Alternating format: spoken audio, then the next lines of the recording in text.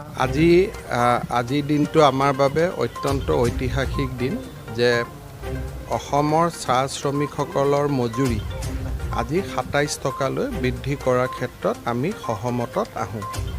যোৱা কিছুদিন আগতে আমাৰ চৰকাৰ অহাৰ পিছত ঠিক এই ধৰণে আমাৰ ৩৮ টকা দৰমহা এবাৰ বাঢ়িছিল।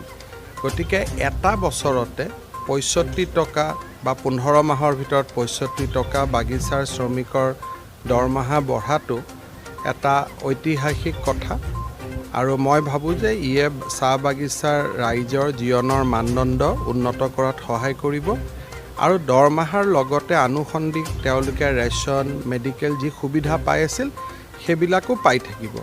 সৰ্বমুঠ দৰমহা ব্ৰহ্মপুত্ৰ ভেলীত ২৩২ টকা হ'ব আৰু বৰাক উপত্যকাত খুব সম্ভৱ ২১০ টকা।